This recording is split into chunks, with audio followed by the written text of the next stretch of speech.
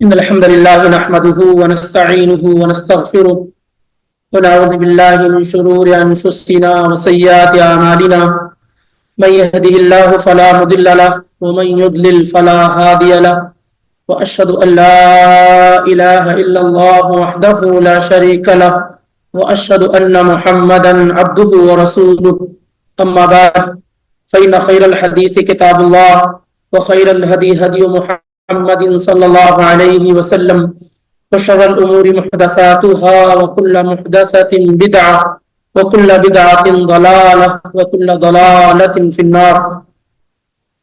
يقول الله تعالى في كلامه العظيم: أعوذ بالله السميع العليم من الشيطان الرجيم من همزه ونفخه ونفثه.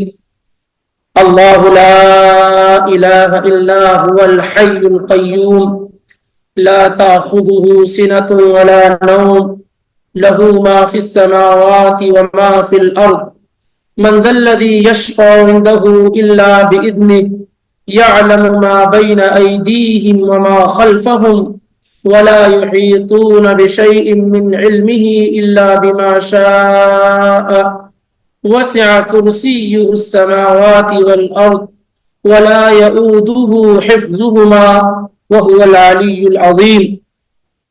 سبحانك لا علم لنا إلا ما علمتنا إنك أنت العليم الحكيم. قرآن مجید کی سب سے عظیم آیت، سب سے عظمت والی، عزت والی بڑی آیت اللہ رب العالمین کی توفیق سے تلاوت کی گئی، پڑھی گئی. یہ آیت قرآن کی سب سے عظمت والی آیت ہے، جیسا کہ پچھلے دنوں میں ہم اور آپ نے ابی بن کعب رضی اللہ تعالی عنہ کے ذریعے سے سنا اور جانا بھی. سوال اس بات کا ہے کہ یہ آیت سب سے عظمت والی کیوں ہے؟ کیسے ابی بن کعب کو اس بات کا علم ہوا کہ قرآن میں سب سے عظیم آیت یہ؟ اس کا آسان سا جواب یہ ہے کیونکہ اس آیت کے اندر اللہ رب العالمین کا تعارف کرایا گیا ہے، اللہ تعالیٰ کی صفات بیان کی گئی ہیں، اللہ رب العالمین کے بارے میں گفتگو کی گئی ہے، توحید کے مسائل کو بڑی ڈیٹیل اور تفصیل میں بیان کیا گیا ہے. کیونکہ قرآن میں دوسری کوئی آیت ایسی نہیں ہے جہاں پر یا جس آیت میں مکمل جو ہے توحید کو اس تفصیل کے ساتھ بیان کیا گیا ہو جو اس آیت میں اللہ تعالیٰ نے بیان کیا. اور ہر وہ آیت، ہر وہ سورہ جس میں اللہ کے متعلق گفتگو ہو، توحید کے بارے میں گفتگو ہو، شرک سے بیزاری کا اعلان اور اظہار ہو، وہ تمام آیات اور تمام صورتیں دوسری تمام آیات اور صورتوں پر فضیلت، مقام اور مرتبہ والی ہو جاتی ہے. کیونکہ یہی اصل النصول ہے، یہی بنیادی چیز ہے توحید کا جاننا، سمجھنا اور شرک سے اپنے آپ کو بچا لینا.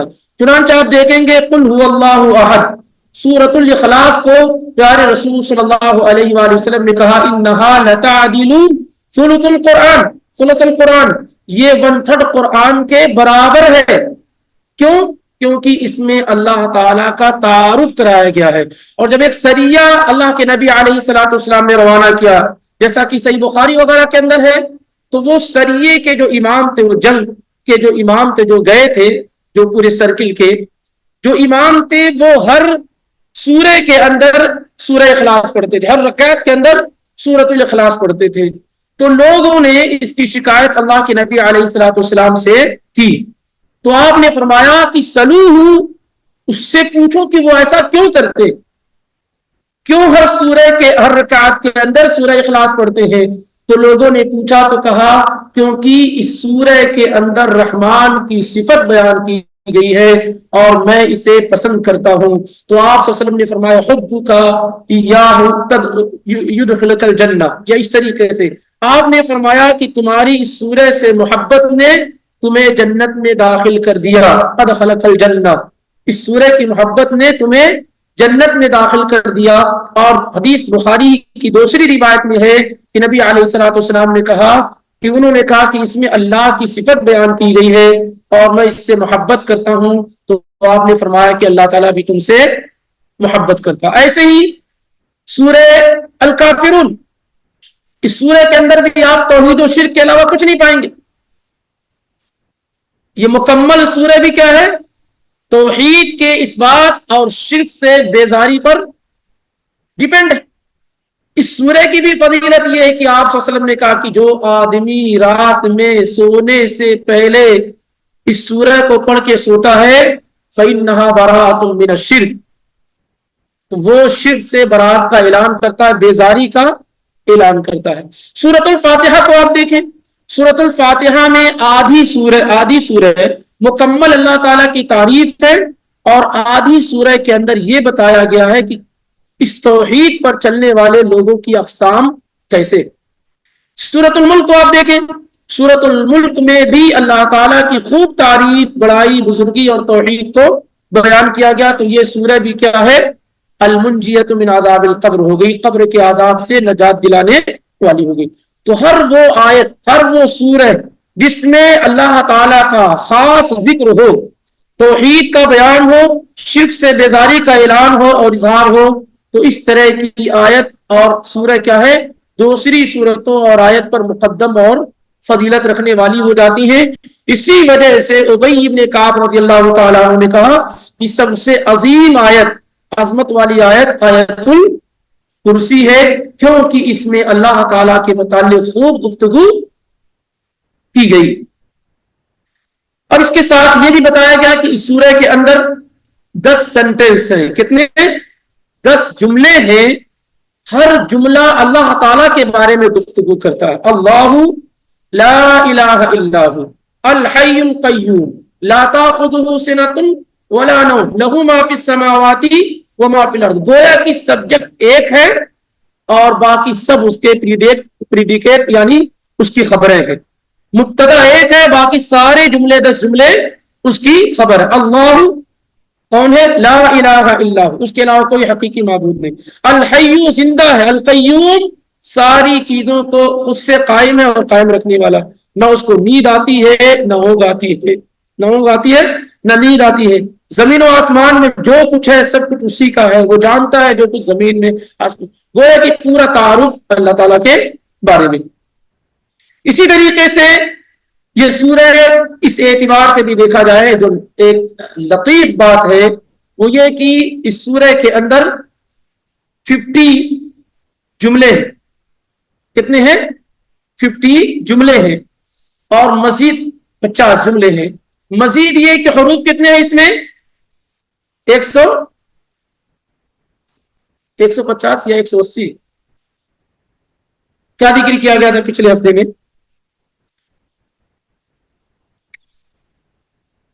حروف کتنے ہیں؟ 180، 180، اور ثواب کم سے کم پڑھنے کا کتنا ہے؟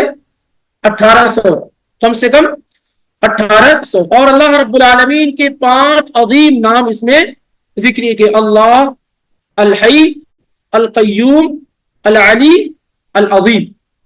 اور اسی طریقے سے اگر ضمائر کو لے لے تو تقریباً 18 مرتبہ اس ایک آیت کے اندر اللہ تعالیٰ کا ذکر ہو رہا ہے۔ اس آیت کے اندر یہ بھی کہا جا سکتا ہے کہ ایک دعویٰ ہے، اور اس کی دلائل، اس کی ایویڈنس 10 یا 11۔ دعویٰ کیا ہے؟ اللہ لا الہ الا ہو، یہ دعویٰ کہ اللہ وہی ہے جس کے علاوہ کوئی حقیقی معبود نہیں ہے۔ اب اس دعوے پہ تقریباً 10 سے 11 دلائل ہیں۔ کیوں؟ وہ ایک ہے کیونکہ الحی ہے وہ، کیوں اس کی عبادت ہونی چاہیے؟ کیوں اس کی عبادت ہو سکتی؟ کیونکہ وہ الحی ہے، ہمیشہ سے زندہ ہے، ہمیشہ زندہ رہے گا۔ اللہ کے علاوہ کوئی ایسا نہیں ہے جو ہمیشہ زندہ رہے۔ تو یہ دعویٰ، یہ اس کی دلیل ہو گئی۔ القیوم ہے، لا تاخذہ سنۃ ولا نوم، انشاءاللہ ایک ایک کر کے یہ آپ کے سامنے آئے گا۔ اب سب سے پہلا جملہ کیا ہے؟ اللہ لا الہ الا ہو، اللہ وہ ہے، لا الہ نہیں ہے کوئی معبود برحق یا حقیقی معبود سوائے اس کے۔ اللہ جو لفظ اللہ ہے، اس کو لفظ الجلالہ کہتے ہیں، یہ اللہ تعالیٰ کا اصل نام ہے، یہ اللہ تعالیٰ کا اصل نام ہے۔ اس نام کا روئے زمین پر کوئی دوسرا شخص نہ کبھی ہوا ہے نہ انشاءاللہ کبھی ہوگا۔ بہت سارے لوگوں کے نام رکھے گئے، رحمان، رحیم، قدیر، غفور، عزیز، لیکن کسی بھی شخص کا نام اللہ نہیں رکھا گیا۔ کیا آپ نے سنا ہے؟ حل تعلم لہ سمیہ، اللہ بخش کا مطلب اللہ دینے والا، جیسے عبداللہ، اسی کو اردو میں کیا ہے، عربی میں عبداللہ کہتے ہیں، اور فارسی وغیرہ میں اللہ بخش لوگ نام رکھ لیتے۔ تو عبداللہ میں اللہ کا بندہ ہوں، وہ یہ نہیں کہہ رہا کہ میں اللہ ہوں، اللہ بخش یعنی اللہ نے مجھے عطا کیا دیا۔ تو اللہ لفظ جلالہ، یہ نام کسی کا بھی روئے زمین پر نہیں رکھا گیا ہے، اور یہی اللہ کا اصل نام ہے۔ باقی جتنے بھی نام اللہ رب العالمین کے ہیں وہ سارے کے سارے نام اس کے تابع ہیں۔ آپ دیکھیں گے هو اللہ الذی لا الہ الا هو الملک القدوس السلام المؤمن المہیمن العزیز الجبار المتکبر، هو اللہ الذی لا الہ الا هو، وہی وہ اللہ ہے جس کے علاوہ کوئی حقیقی معبود نہیں۔ اب اس کے بعد اس کے دوسرے نام الملک، القدوس، اس لیے کہیں بھی اللہ سے پہلے اللہ تعالیٰ کا کوئی دوسرا نام نہیں آپ پائیں گے۔ جب بھی اللہ تعالیٰ کا تعارف ہوتا ہے تو لفظ جلالہ اللہ استعمال کیا جاتا ہے، اور اس کے ساتھ اس کے دوسرے نام استعمال کیے جاتے ہیں، جیسے یہاں پر ہے، اور اس کے علاوہ دوسری آیات میں آپ کثرت سے پائیں گے۔ کیا معنی ہوتا ہے اللہ کا؟ اس میں کافی عربی زبان میں جائیں گے تو کافی بحث ہے، اور شاید وہ آپ لوگوں کے لیے ایک مشکل ہوگی، لیکن اللہ کا معنی ہوتا ہے المعلوم، یعنی المعبود، جس کی عبادت کی جائے، حبا و تعظیما، محبت اور عزت کے ساتھ، تعظیم کے ساتھ۔ اللہ کا معنی المعلوم ای المعبود، جس کی عبادت کی جائے، المعبود جس کی عبادت کی جائے، کیسے؟ حبا و تعظیما، محبت اور تعظیم کے ساتھ۔ اور یہ جو لفظ ہے اللہ، یہ لفظ جو اللہ ہے اور جس کا معنی معبود کے ہوتے ہیں، یعنی جس کی عبادت کی جائے، کیونکہ اللہ رب العالمین کے علاوہ کوئی بھی عبادت کے لائق نہیں ہے، تنہا اور اکیلا وہی عبادت کے لائق ہے۔ اور اللہ رب العالمین کے ناموں کے سلسلے میں چونکہ یہ ذکر آ چکا ہے، تو یہ بھی جان لیں کہ لفظ جلالہ اللہ کہیں بھی دیکھیں گے تو اسی سے تعارف ہے۔ نبی علیہ الصلوۃ والسلام نے کہا للہ تسعۃ وتسعون اسما، اللہ کے 99 نام ہیں، جبکہ اللہ تعالیٰ کے نام 99۔ یہ بھی کہا جا سکتا ہے کہ رحمان کے 99 نام ہیں، رحیم کے 99 نام ہیں، غفور کے 99 نام ہیں۔ تو جہاں بھی اس طرح کی بات آتی ہے تو کیا کہا جاتا ہے؟ اللہ، کیونکہ یہی اصل نام ہے۔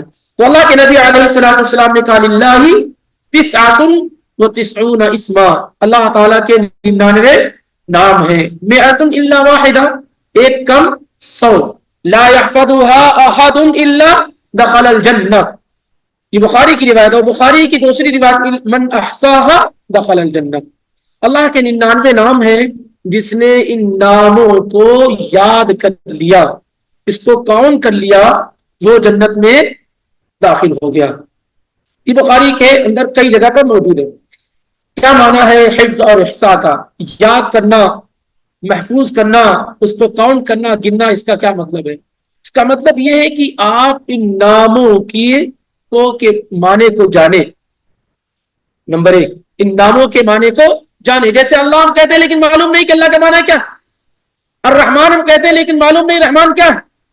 الرحیم ہم کہتے ہیں لیکن ہمیں معلوم نہیں کہ رحیم کا معنی کیا۔ ہم کہتے ہیں الغفور لیکن ہم جانتے نہیں کہ غفور کا معنی کیا۔ تو جو نام اللہ کے ہیں ان ناموں کا معنی آپ کو معلوم، نمبر 1۔ نمبر 2، وہ نام آپ یاد رکھیں۔ ایسا نہ ہو کہ کوئی آدمی پوچھ لے کہ اللہ تعالیٰ کے کتنے نام ہیں تو کہہ دیتے 99، لیکن 9 تک پہنچتے 99 نہیں، 9 تک پہنچتے لوگ کیا ہے؟ بالکل کمزور اور ڈھیلے پڑ جاتے ہیں۔ آپ خود دیکھیں گے کہ لوگ کیا ہے، اتنے کم نام اللہ تعالیٰ کے یاد رکھے ہوئے۔ ایسے ہی آدمی اس کے مطابق عمل کرے، جو ناموں کا معنی ہے اس کے مطابق کیا ہے وہ عمل کرے، اور اس کا جو تقاضا ہے، جیسے اللہ تعالیٰ الرحمن ہے، الرحیم ہے، تو الرحمن اور رحیم یا اس طرح کے جتنے بھی نام ہیں جو اللہ تعالیٰ کی اس سے صفت نکلتی ہے کہ بہت زیادہ رحم کرنے والا، اس پر آدمی ایمان اور یقین رکھے۔ تو اس کا یہ مطلب نہیں ہے کہ اللہ تعالیٰ کے 99 نام ہیں جو یاد کر لے وہ جنت میں داخل ہو گیا، یہ احصاہا یا من حفظہا کا یہ معنی نہیں ہے، بلکہ اس کا معنی کیا ہے کہ آدمی اس کو جانے، اس کو یاد رکھے دل سے، اس کے مطابق عمل کرے۔ یہ ساری کی ساری چیزیں جب آدمی کر لیتا ہے تو پھر اللہ کی طرف سے یہ فضل اور نوازش ہوتی ہے کہ وہ جنت میں داخل ہو جاتا ہے۔ یہ لفظ جو اللہ ہے، ایک اہم معاملہ یہ کہ اس کو بولنے کے لیے آپ کو ہونٹ کو بار بار حرکت نہیں دینا پڑے گا۔ جیسے آپ کچھ بولتے ہیں تو ہونٹ کو ملانا پڑتا بار بار، دیکھیں محمد کتنی مرتبہ آپ کو ہونٹ ملانا پڑا، یہ دوسرے الفاظ آپ بول کر دیکھیں۔ لیکن لفظ جلالہ کو بولنے کے لیے اللہ کھلا ہے تو کھلا رہ گیا، اب اس کو ملانا نہیں، اللہ ایسے ہی کلمت التوحید جو ہے لا الہ الا اللہ، آپ کا ہونٹ وہی رہے گا، نہیں حرکت کرے گا، لا الہ الا اللہ، زبان حرکت کر رہی ہے لیکن ہونٹ نہیں حرکت کرے۔ یہ ایک لطیف یعنی باریک باتیں ہیں، اس کو بھی سمجھنے کی کس قدر آسان ہے کہ ہونٹ سے حرکت بھی دینے کی ضرورت نہیں۔ یعنی مثال کے طور پر سامنے اگر کوئی آدمی بیٹھا ہو اور آپ لا الہ الا اللہ پڑھ لیں تو سامنے والا جان نہیں پائے گا کہ آپ کچھ پڑھ رہے ہیں۔ یہ بھی ایک اہم چیز ہے اس میں۔ اسی طریقے سے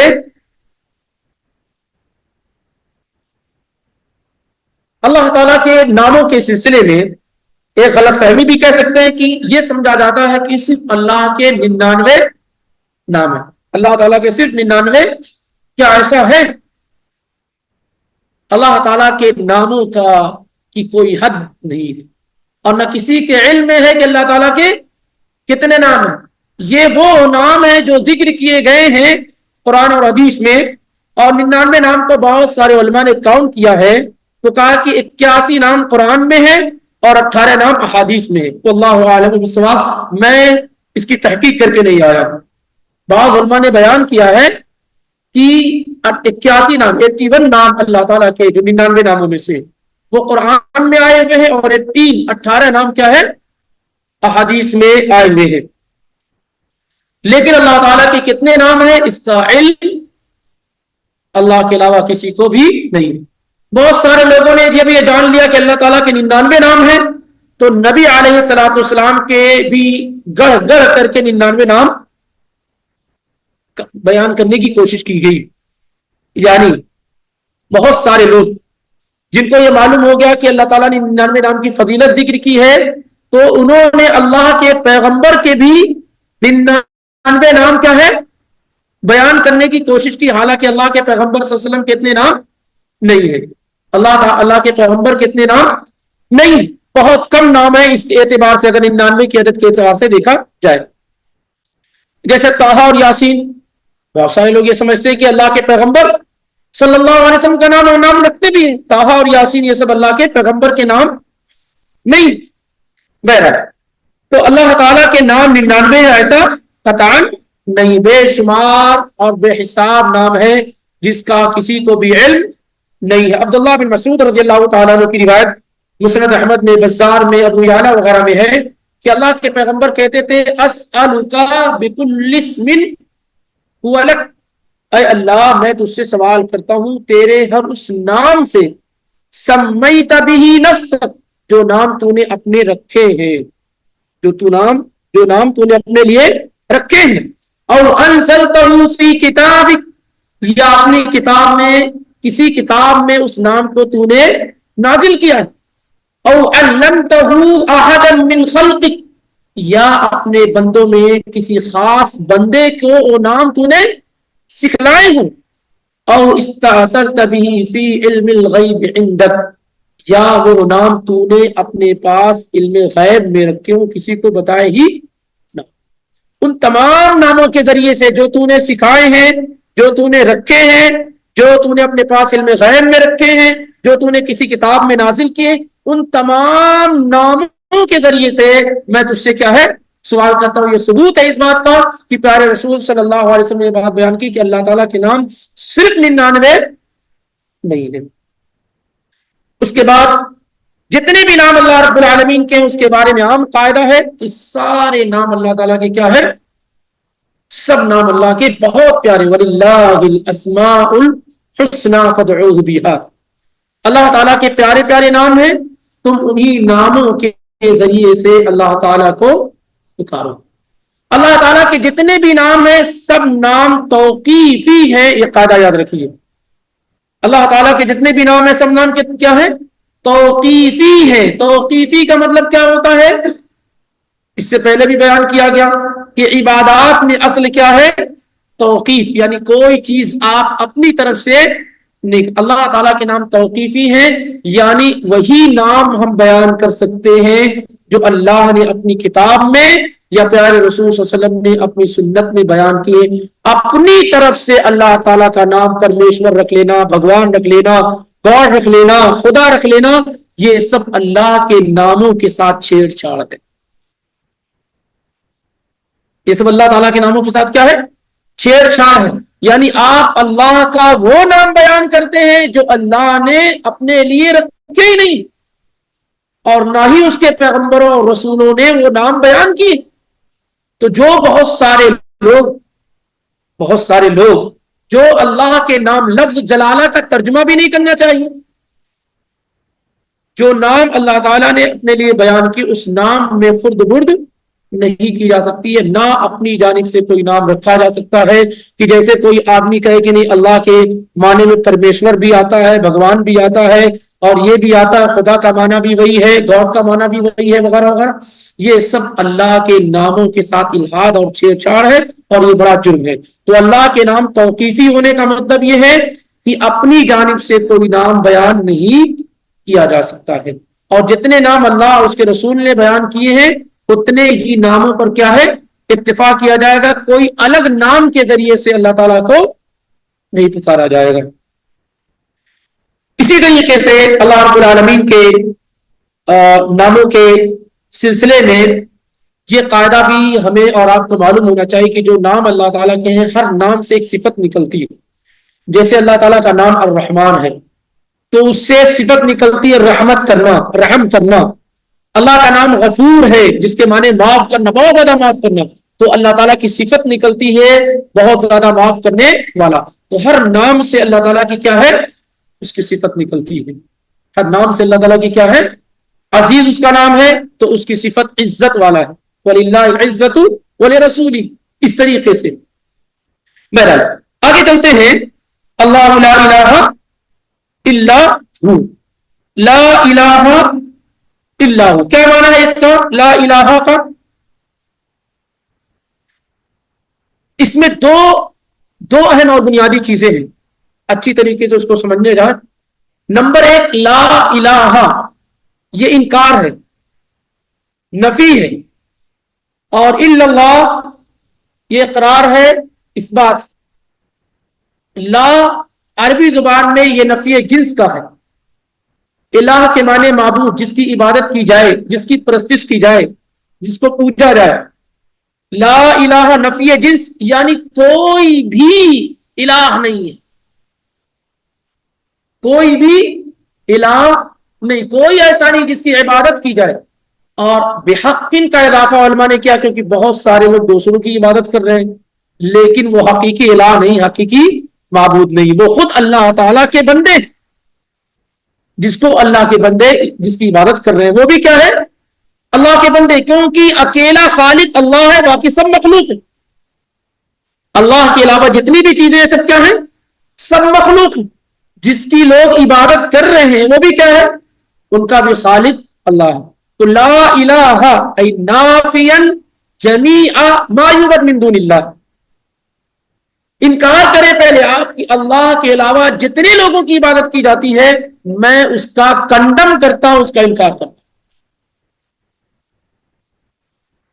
اس کے بعد آپ کیا کہتے ہیں, الا اللہ, سوائے اللہ کے, ای مثبتا العباد للہ وحدہ, اور عبادت کو صرف اللہ کے لیے خاص کرتا ہوں, سارے لوگوں کی عبادت سے انکار کر کے صرف ایک اللہ وحدہ لا شریک کی عبادت کا اقرار کرتا ہوں. یہ ہے اس کلمے کا معنی. اگر کوئی آدمی یہ کہتا ہے کہ میں اللہ کو تو مانتا ہوں لیکن دوسروں کا انکار نہیں کرتا، ہو سکتا ہے وہ بھی صحیح ہو.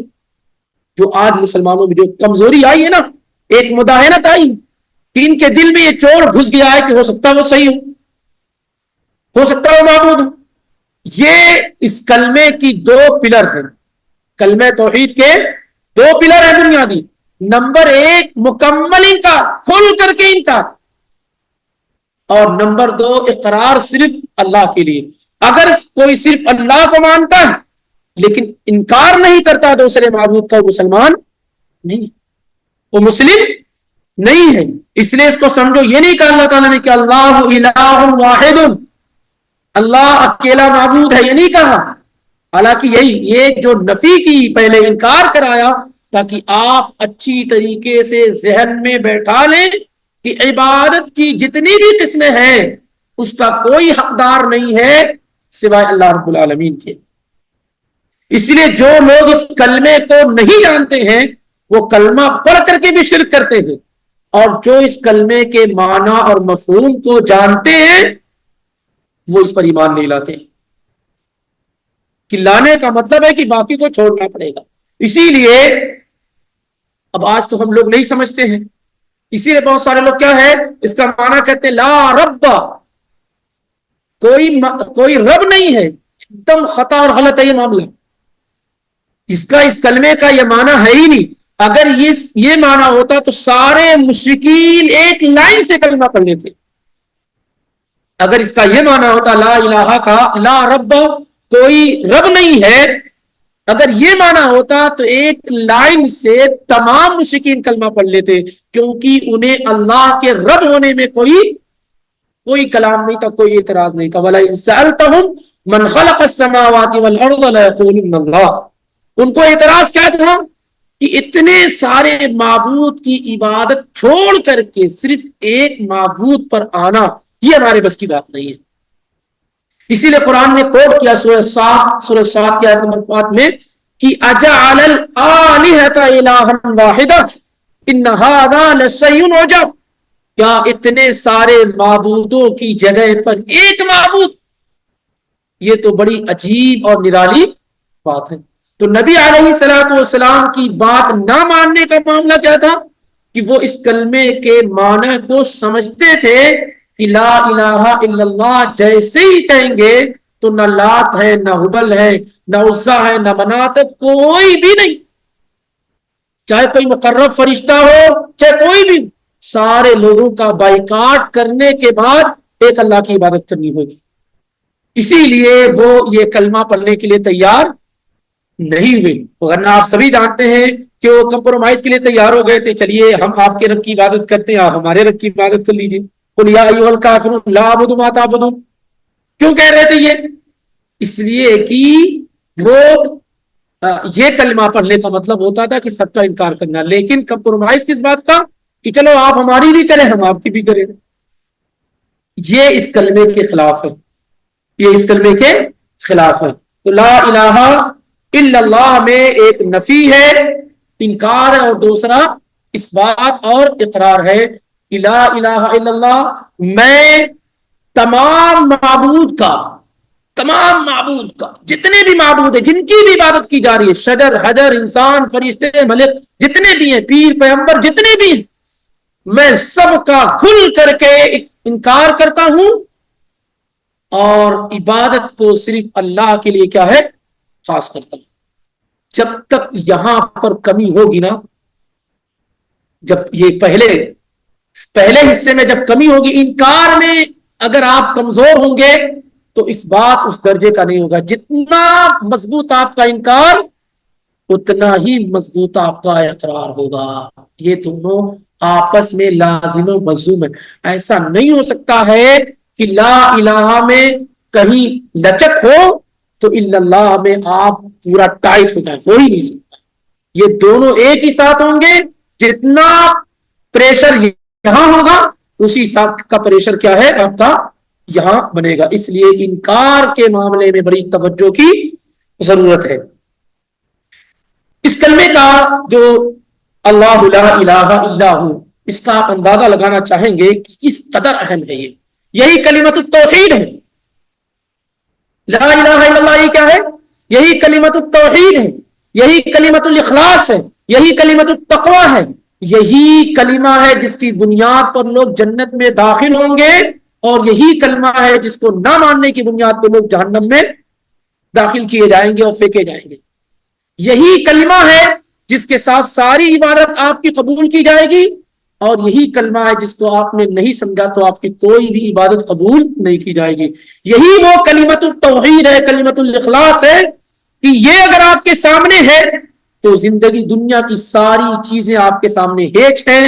اگر یہ آپ کے ساتھ نہیں ہے تو ساری دنیا آپ کے لیے کیا ہے؟ وہی سب کچھ ہو جاتی. تو جتنا مضبوط آپ کا یہ معاملہ ہوگا کلمۃ التوحید کا، لا الہ الا اللہ کا، آپ کی زندگی اتنی ہی خوشگوار اور بہتر ہوگی. اس کا ذکر اللہ تعالیٰ نے اس لفظ کے ساتھ، اللہ لا الہ الا ہو، اس لفظ کے ساتھ اللہ تعالیٰ نے قرآن میں 8 جگہ گفتگو کی. یعنی قرآن اگر آپ پڑھیں گے تو اللہ لا الہ الا ہو، جیسے ابھی آپ آیت الکرسی میں دیکھ رہے ہیں، آیت الکرسی کے علاوہ 7 اور مقامات پر اللہ نے سیم یہی الفاظ استعمال کیے، اللہ لا الہ الا ہو. جیسے سورہ آل عمران کی آیت نمبر 2 میں اللہ لا الہ الا هو الحی القیوم. سورہ نساء کی آیت نمبر 87 میں اللہ لا الہ الا هو لیجمعنکم الی یوم القیامۃ لا ریب فیہ. سورہ التوبہ کی آیت نمبر 129 میں فَإِن تَوَلَّوْا فَقُلْ حَسْبِيَ اللَّهُ فَإِن تَوَلَّوْا فَقُلْ حَسْبِيَ اللَّهُ لَا إِلَٰهَ إِلَّا هُوَ. اسی طریقے سے سورہ طٰہٰ کی آیت نمبر 8 میں اللہ لا الہ الا ہو، اللہ لا الہ الا ہو لہ الاسماء الحسنى. اسی طریقے سے سورہ النمل کی آیت نمبر 26 میں اللہ لا الہ الا هو رب العرش العظیم. اسی طریقے سے سورہ قصص کی آیت نمبر 70 میں 70 میں وَهُوَ اللَّهُ لَا إِلَٰهَ إِلَّا هُوَ لَهُ الْحَمْدُ فِي الْأُولَىٰ وَالْآخِرَةِ. اسی طریقے سے سورہ التغابن کی آیت نمبر 13 میں اللہ لا الہ الا هو وعلی اللہ فلیتوکل المؤمنون.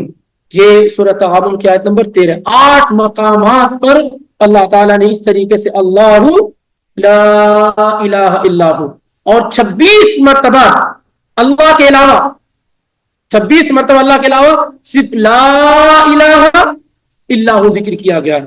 26 مرتبہ اللہ کے بغیر لا الہ الا ہو. اور پورا قرآن بھرا ہوا ہے اس کے قریب قریب معنی میں، یعنی جہاں پر اللہ کے ایک ہونے کی اور دوسرے معبود کی انکار کی بات کی گئی. لیکن لفظ اللہ کے ساتھ 8 مرتبہ اللہ لا الہ الا ہو اور لا الہ الا ہو یہ 26 مرتبہ، باقی تمام جگہوں پر اس کے قریب قریب معنی کے ساتھ ذکر کیا گیا ہے. یہ جو کلمہ ہے کلمۃ التوحید لا الہ الا اللہ، آپ اس کا اندازہ لگائیے کہ یہ وہ کلمہ ہے جس کی گواہی خود اللہ تعالیٰ نے دی اپنے بارے میں، جس کی گواہی اللہ تعالیٰ خود کہتا ہے کہ اللہ لا الہ الا ہو، کہ اللہ وہ ہے جس کے علاوہ کوئی حقیقی معبود نہیں. یعنی خود اللہ تعالیٰ اپنے بارے میں گواہی دیتا ہے کہ عبادت کا مستحق صرف کون ہے؟ وہ. یعنی یہ اللہ تعالیٰ اپنی توحید کی گواہی خود آپ دے رہا ہے. سورہ آل عمران کی آیت نمبر 18 پڑھیے، شہد اللہ انہ لا الہ الا ہو. اللہ نے گواہی دی ہے کہ اللہ کے علاوہ کوئی حقیقی معبود نہیں ہے، کوئی معبود نہیں ہے سوائے اللہ کے. اور اس کے ساتھ ساتھ مقرب فرشتے، اللہ کے فرشتے اور تمام اہل علم کیا ہے؟ اس کی گواہی دیتے ہیں. امام السعدی رحمہ اللہ اس آیت کی تفسیر میں بڑی عمدہ بات ذکر کرتے ہیں کہ یہ دلیل ہے اس بات کی کہ سب سے اعلی علم، سب سے اشرف علم علم التوحید ہے. سب سے اعلیٰ اور عرفہ علم کون سا ہے؟ علم توحید ہے. توحید کو جاننا ہے، کیونکہ اللہ نے خود اپنی توحید کی گواہی دی ہے، اور اللہ کے ساتھ فرشتے اور تمام اہل علم کیا ہے؟ دے رہے ہیں. اس لیے ایک ایسی بات جو خود اللہ تعالیٰ اپنے بارے میں بیان کر رہا ہو، اللہ کے فرشتے بیان کر رہے ہو، تمام اہل علم بیان کر رہے ہوں، اس سے بڑی بات کوئی دوسری نہیں ہو سکتی. اس لیے علم توحید یہ سب سے بڑا علم ہے، سب سے عظیم علم ہے.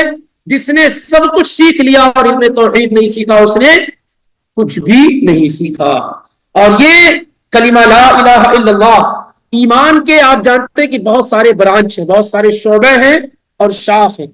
لیکن کیا آپ کو معلوم ہے سب سے ہائی لیول کا، سب سے ٹاپ کا شعبہ اور برانچ کیا ہے؟ سب سے اہم چیز کیا ہے؟ نبی علیہ الصلوۃ والسلام نے صحیح بخاری وغیرہ کے اندر روایت موجود ہے، کہ مسلم میں بھی ہے، کہ آپ نے فرمایا الایمان بضع وستون شعبہ، او قال بضع وسبعون شعبہ، ایمان کے 60 یا 70 سے زیادہ شاخیں ہیں، برانچیں، درجے ہیں. افضلها قول لا الہ الا اللہ، سب سے افضل شعبہ، سب سے اعلیٰ درجے کا ایمان کیا ہے؟ لا الہ الا اللہ کہنا ہے. سب سے اعلیٰ درجے کا ایمان لا الہ الا اللہ کہنا ہے. امام نووی رحمہ اللہ اس حدیث کی شرح کرتے ہوئے صحیح مسلم کے اندر کہتے ہیں کہ اللہ کے پیغمبر کے ذریعے سے یہ خبردار کیا جا رہا ہے کہ سب سے بڑی شاخ جو ہے، سب سے اہم جو چیز ہے وہ توحید ہے، جو ہر ایک پر لازم اور ضروری ہے، جو ہر ایک پر لازم اور ضروری ہے. اس سے پہلے کوئی شعبہ آپ اختیار نہیں کریں. بہت سارے لوگ دوسرے شعبے میں کام کر رہے ہوتے ہیں، اماطۃ الاذى عن الطریق، راستے سے تکلیف دہ چیز کو ہٹا دینا ہے، لوگوں کی مدد کرنا ہے، چیریٹی کرنا ہے، یہ کرنا ہے، وہ کرنا، سب میں لگے ہوئے. لیکن ایمان کا جو سب سے اعلیٰ شعبہ ہے اس میں وہ ان کے ہاں کمزوری پائی جا رہی ہے. تو امام نووی کہتے ہیں کہ اللہ نے اپنے پیغمبر کے ذریعے سے خبردار کر دیا ہے سب سے زیادہ توجہ اہم شعبے پر ہونی چاہیے. سب سے اہم شعبہ کیا ہے؟ علم توحید ہے. توحید سب سے زیادہ بنیادی چیز ہے. یہ جو کلمہ لا الہ الا اللہ ہے، اگر کوئی آدمی اخلاص کے ساتھ اس کو کہتا ہے، دل کی گہرائی، ایمان اور یقین کے ساتھ اسے جب کہتا ہے یہ کلمہ، تو یہ کلمہ آسمان کو چیرتا چیرتا ہوا عرش تک پہنچ جاتا ہے. کہاں پہنچ جاتا ہے؟ جب آپ کی زبان سے لا الہ الا اللہ نکلتا ہے، خالص دل سے معنی اور مفہوم کو سمجھ کر کے جب آپ کہتے ہیں، تو یہ اٹھتا ہوا آسمان کو چیرتا چیرتا کہاں پہنچ جاتا ہے؟ عرش تک پہنچ جاتا ہے. اللہ کے پیغمبر صلی اللہ علیہ وسلم بیان کرتے ہیں سنن ترمذی میں، نسائی میں یہ روایت موجود ہے ابو ہریرہ رضی اللہ تعالیٰ عنہ سے، ما قال عبد لا الہ الا اللہ قط مخلصا الا فتحت له ابواب السماء. جب کوئی بندہ اخلاص کے ساتھ لا الہ الا اللہ کہتا ہے تو آسمان کے سارے دروازے کھول دیے جاتے ہیں، حتی تفضی الی العرش، یہاں تک کہ وہ کلمہ کہاں پہنچ جاتا ہے؟ عرش تک پہنچ جاتا ہے. اس شرط کے ساتھ کہ وہ بڑے گناہوں سے بھی پرہیز کرنے والا ہے. بڑے گناہوں کے پرہیز کے ساتھ اگر کوئی آدمی اخلاص کے ساتھ کلمہ لا الہ الا اللہ کہتا ہے تو اللہ رب العالمین کے عرش تک وہ پہنچ جاتا ہے. یہ ذکر بہت سارے اذکار ہیں، لیکن نبی صلی اللہ علیہ وسلم نے کیا کہا؟ افضل الذکر لا الہ الا اللہ. سب سے بہترین ذکر کیا ہے؟ لا الہ الا اللہ. سب سے بہترین ذکر کیا ہے؟ لا الہ الا اللہ. اگر کوئی آدمی یہ چاہتا ہے کہ اسے دنیا کی قیادت اور سیادت مل جائے، غور سے سنیے گا اس کو، اگر کوئی آدمی چاہتا ہے کہ اسے دنیا کی قیادت اور سیادت مل جائے، لیڈرشپ مل جائے، دنیا میں اس کی حکمرانی ہو جائے، اس کا بول بالا ہو جائے، اس کا ڈنکا بجے، اس کے لوگ غلام ہو جائیں، تو یہ چیز اسی وقت ممکن ہے جب کوئی آدمی توحید سے مالا مال ہو، کلمہ توحید کو، لا الہ الا اللہ کو صحیح طریقے سے سمجھنے والا، اس کے تقاضے کے مطابق کیا ہے؟ عمل کرنے والا. اگر آپ دنیا میں قیادت اور سیادت چاہتے ہیں تو کتنی بھی ترقی کر لیں، توحید کے بغیر یہ چیز آپ کو نہیں مل سکتی ہے۔ دلیل میں آپ دیکھیے پیارے رسول صلی اللہ علیہ وسلم کی حدیث سنن ترمذی 3232 اور اسی طریقے سے نسائی کی کبریٰ میں، مسند احمد میں، ابن حبان میں، ابو یعلا میں یہ حدیث موجود ہے، اور امام حاکم ذہبی اور البانی وغیرہ نے اس کو صحیح قرار دیا ہے کہ جب ابو طالب بیمار ہو گئے، عبداللہ بن عباس رضی اللہ تعالیٰ عنہ سے مروی کہتے ہیں کہ جب ابو طالب بیمار ہو گئے تو قریش کے لوگ جو اللہ کے پیغمبر کا خاندان، وہ اللہ کے پیغمبر صلی اللہ علیہ وآلہ وسلم کے پاس آئے، جب وہ ان کے پاس آئے ابو طالب کے پاس، جب ابو طالب بیمار ہو گئے تو قریش کے لوگ ابو طالب کے پاس آئے، وَأَتَاهُ رسول اللہ صلی اللہ علیہ وسلم يَعُودُهُ، اور اللہ کے پیغمبر بھی اپنے چچا کی عیادت کرنے کے لیے گئے، وَعِنْدَ رَأْسِهِ مَقْعَدُ رَجُلٍ، اور ابو طالب کے سرہانے ایک آدمی کے بیٹھنے کی جگہ تھی۔ ابو طالب بیمار ہوئے تو قریش کے لوگ عیادت کرنے کے لیے گئے، اللہ کے پیغمبر بھی عیادت کرنے کے لیے گئے، ابو طالب کے سرہانے ایک آدمی کے بیٹھنے کی جگہ خالی تھی، تو ابو جہل اٹھا اور اٹھ کر کے ابو طالب کے سرہانے جا کر کے بیٹھ گیا۔ اس کے بعد بیماری کے ایام میں قریش کے لوگوں نے، نبی صلی اللہ علیہ وسلم کے خاندان کے لوگوں نے ابو طالب سے شکایت کرنی شروع کر دی نبی علیہ الصلوۃ والسلام کی، اور لوگوں نے کہا ان ابنا اخیک یقع فی آلہتنا، اے ابو طالب آپ کا جو یہ لاڈلا پیارا بھتیجا ہے نا، یہ ہمارے معبودوں کو برا بلا کہتا ہے، یہ ہمارے معبودوں کو کیا ہے؟ برا بلا کہتا ہے۔ تو ابو طالب نے کہا ما شان قومک یشکونک، اے محمد صلی اللہ علیہ وسلم یہ آپ کا کیا معاملہ ہے کہ آپ کی قوم کے لوگ آپ کی شکایت کر رہے ہیں، آپ کے خاندان والے آپ کی شکایت کر رہے ہیں، کیا معاملہ ہے کہ آپ کی قوم اور آپ کے خاندان کے لوگ آپ ہی کی شکایت کر رہے ہیں؟ تو اللہ کے پیغمبر صلی اللہ علیہ وسلم نے کہا چچا جان اریدہم علی کلمۃ واحدۃ تدین لہم بها العرب وتؤدی العجم الیہم الجزیہ، چچا جان میں صرف ان سے ایک کلمے کی ریکویسٹ کر رہا ہوں، ایک کلمے کی دعوت دے رہا ہوں، ایک کلمہ جس کلمے کی وجہ سے تدین لہم بها العرب، پورے عرب پر قریش کے لوگوں کی حکمرانی ہو جائے گی۔ میں اپنے خاندان والوں کو صرف ایک کلمے کی طرف بلا رہا ہوں جس کلمے کی وجہ سے پورے عرب پر ان کی حکمرانی ہو جائے گی، اور عرب عجم کے لوگ، عرب کے علاوہ وہ جزیہ اور ٹیکس دے کر کے رہنا شروع کر دیں گے۔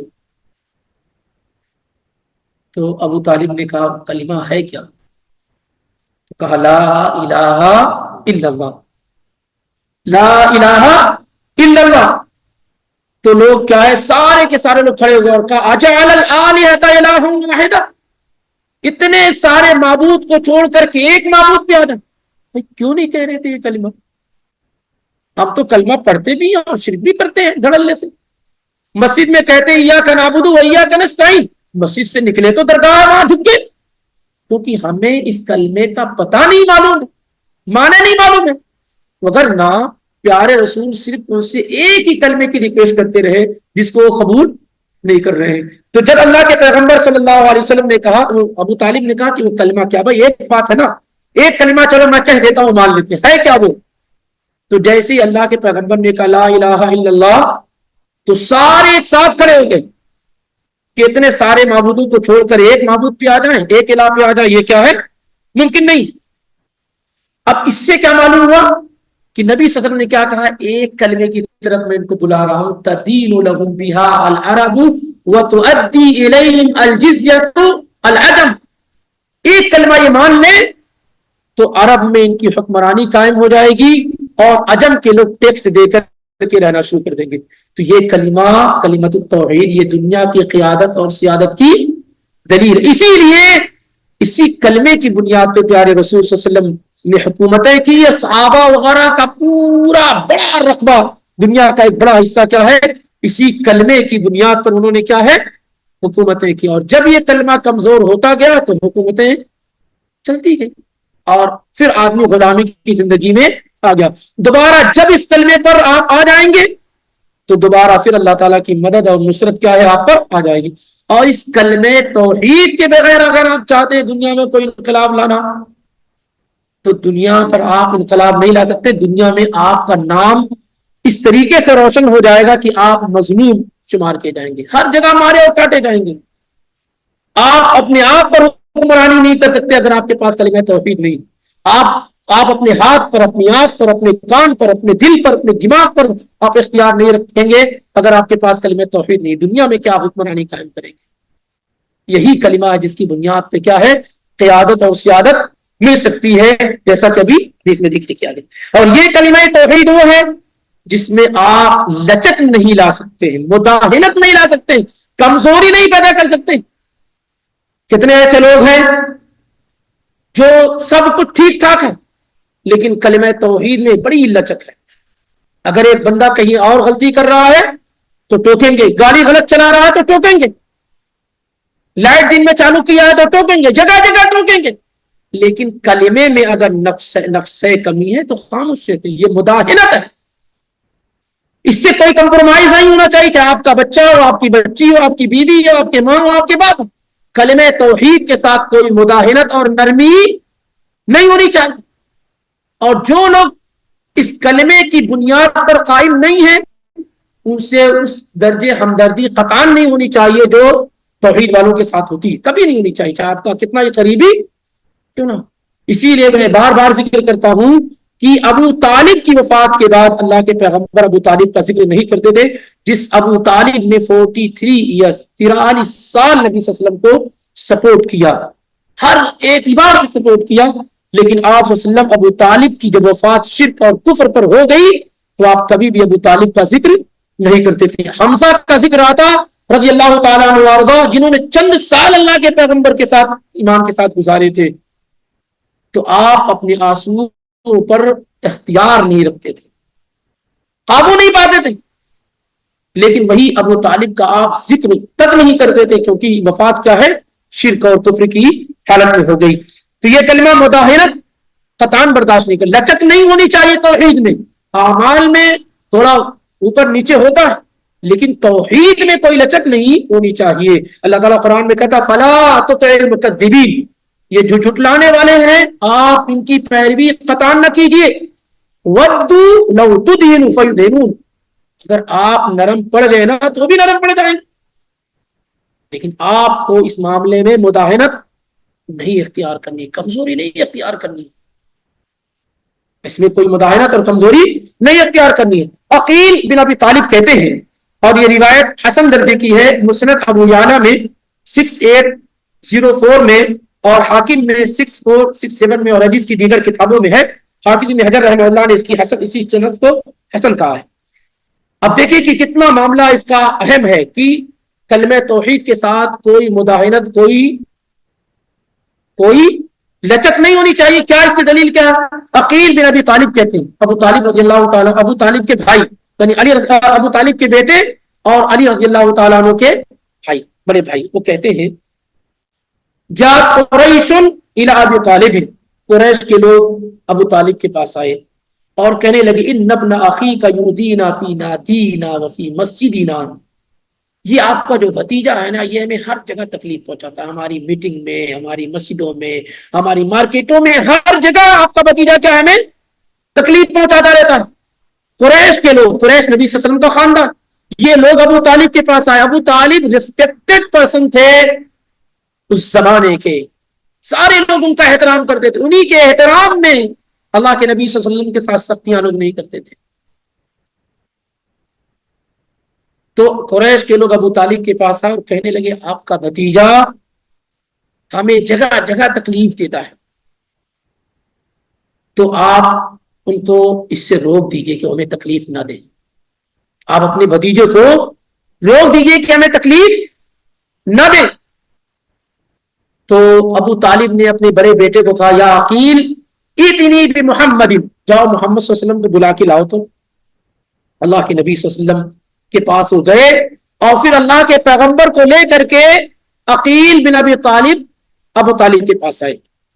تو ابو طالب نے کہا ابن اخی, اے میرے بھتیجے, ان بنی عمک یزعمون انک تؤذیہم, اے میرے بھتیجے، تمہارے چچا کے بچوں کا، یعنی تمہارے کزن کا، تمہارے خاندان والوں کا یہ خیال ہے کہ تم ان کو تکلیف پہنچاتے ہو، ان کی گزرگاہوں میں، ان کی مسجدوں میں، ان کی میٹنگ میں، جگہ جگہ تم ان کو تکلیف پہنچاتے ہو۔ اے میرے بھتیجے، تمہارے خاندان والوں کا کہنا یہ ہے کہ تم انہیں جگہ جگہ تکلیف پہنچاتے ہو۔ آپ اس سے رک جاؤ، انہیں تکلیف نہ پہنچاؤ میرے بھتیجے، آپ انہیں تکلیف نہ پہنچاؤ۔ تو اللہ کے نبی صلی اللہ علیہ وسلم نے آسمان کی طرف اشارہ کیا، فحلق رسول اللہ صلی اللہ علیہ وسلم بصرہ الی السماء، آپ نے اپنی نگاہیں آسمان کی طرف اٹھائی اور کہنے لگے اترون هذه الشمس، کیا آپ لوگ اس سورج کو دیکھ رہے ہیں؟ لوگوں نے کہا ہاں۔ تو کہا ما انا باقدر على ان ادعى لكم ذلك على ان تستعلوا لي منها شعلة، کہ اگر تم میں کا کوئی آدمی وہاں جا کر کے وہاں سے میرے لیے شعلہ بھی لے کر کے آ جائے نا، تو میں اس دعوت سے رکنے والا اور اس سے پیچھے ہٹنے والا نہیں۔ ٹھیک ہے، میں دعوت توحید جو پہنچا رہا ہوں جگہ جگہ، اگر کوئی آدمی میری خاطر آسمان پہ جا کر کے سورج سے شعلے لے کر کے آ جائے اور کہہ جائے اب تو رک جاؤ، تو میں اس سے پیچھے ہٹنے والا نہیں ہوں۔ یہ پاسبل ہے کسی کے لیے؟ نہیں۔ تو ابو طالب نے جب یہ سنا تو کہا ما کذبنا ابن اخی، اے لوگوں، میرے بھتیجے، میرا بھتیجا کبھی جھوٹ نہیں بولتا ہے، میرا بھتیجا کبھی جھوٹ نہیں بولتا، اسے کہہ دیا نا اب رکے گا نہیں، وہ چلے جاؤ تم لوگ یہاں سے، فرق ہے وہ چلے جاؤ۔ اگر اس نے کہہ دیا ہے کہ میں دعوت توحید پہنچاؤں گا چاہے کچھ ہو جائے، تو کوئی بھی دنیا کی طاقت اب اسے روک نہیں سکتی ہے، وہ جھوٹ نہیں بولتا۔ چنانچہ لوگ کیا ہے، چلے گئے۔ یہ اس سے بھی اندازہ ہوتا ہے کہ اس معاملے میں پیارے رسول صلی اللہ علیہ وسلم نے ذرہ برابر بھی نرمی کا راستہ اختیار نہیں کیا، یہ بھی نہیں سوچا کہ کس چچا کی بات ہے۔ وہ چچا جس نے زمانے بھر مجھ کو سہارا دیا ہے وہ کہہ رہا ہے تو لاؤ تھوڑا میں پیچھے ہو جاؤں، لیکن کیا ہے، الفاظ اور باتیں اتنی سخت کہ آدمی کے دل میں کہیں ذرہ برابر خیال بھی نہ پیدا ہو سکے۔ یہاں کسی دن تو آئے گا کہ اللہ کے پیغمبر دعوت توحید سے اکتا جائیں گے، رک جائیں گے، نہیں پہنچائیں گے، نہیں، یہ معاملہ ہے۔ یہ بھی یاد رکھیے کہ کلمہ کس قدر بنیاد ہے کہ اگر آپ اس کلمے کے مطابق نہیں ہیں تو آپ کے سارے اعمال بائی ڈیفالٹ ضائع اور برباد۔ آپ کی نماز، کتنا بھی نماز پڑھتے رہیے، اگر آپ کلمے پر نہیں ہیں، لا الہ الا اللہ پر صحیح طریقے سے قائم نہیں ہیں، تو آپ کی نمازیں، آپ کے روزے، آپ کی زکوٰۃ، آپ کی حج، آپ کی قربانی، ہر چیز آپ کی کیا ہے، ایک بھی چیز اللہ تعالیٰ کیا ایکسپٹ نہیں ہے، قبول نہیں، ایک بھی چیز۔ اس لیے اگر توحید درست نہیں ہے تو پہلے اسے درست کیجیے، اس کو صحیح کیجیے، یہی سب سے اہم اور بنیادی چیز۔ پیارے رسول صلی اللہ علیہ وسلم نے جب معاذ بن جبل کو یمن کی طرف روانہ کیا تو کہا ایسی قوم کے پاس جا رہا ہوں جو اہل کتاب، جو اہل کتاب ہے، جو شرک کرتے ہیں، اللہ کو مانتے ہیں لیکن اللہ کے ساتھ شرک کرتے ہیں۔ فَأَوَّلَ مَا تَدْعُوهُمْ إِلَيْهِ شَهَادَةِ أَن لَا إِلَٰهَ إِلَّا اللَّهُ وَأَنَّ مُحَمَّدًا رَسُولُ اللَّهِ۔ پہلی توجہ ہونی چاہیے کیا ہے کہ اللہ کے علاوہ کوئی حقیقی معبود نہیں، اور محمد صلی اللہ علیہ وسلم اللہ کے بندے اور اس کے رسول ہیں۔ فَإِنْهُمْ أَطَاعُوكَ بِذَلِكَ، اگر وہ توحید کو مان لیں